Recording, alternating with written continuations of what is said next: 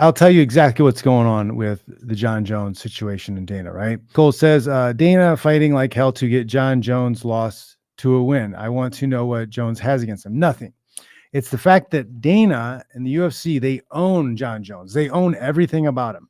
They own his image. They own his likeness. They own all of his fights. They own his name. If they can make John Jones the Michael Jordan of MMA, they own everything in perpetuity forever. 100 years from now, that UFC business model will still be able to be like, look, John Jones t-shirts, the greatest ever. He's the greatest ever. Put statues up above him all over the place. And they're the ones who make the profit. They're the ones who make the money, not John Jones, not his family.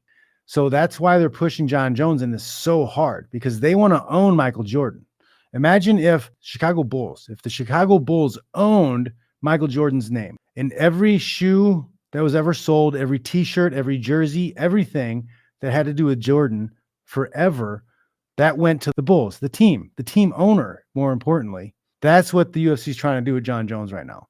They're trying to create this story around this guy that they are going to own outright. Does that make sense? This is about money. This is about money for them long term. I think they're going to crack down on people like DC who get upset or say John Jones isn't the Michael Jordan. I think you're going to see a wave of fighters pushing that same narrative. You're going to hear it. It's going to come. Everybody's going to keep pushing it and pushing and pushing. Everybody from the UFC is going to keep pushing it because they want to own it. They want to own everything about it. Could you imagine if the Bulls owned Michael Jordan's name, and the owners of the Bulls, the team owners, they're the ones who own Michael Jordan's name, and they're the only ones who are able to ever profit off of it. It's wild, right? That's what they're trying to do.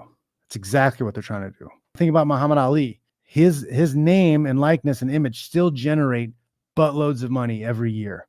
His family gets that. His family gets that money because he owned it. He owned himself. Because even though they didn't have the Ali Act back when he was fighting, the promoter still didn't own the title. They couldn't force him into a horrible contract the way they do with fighters today.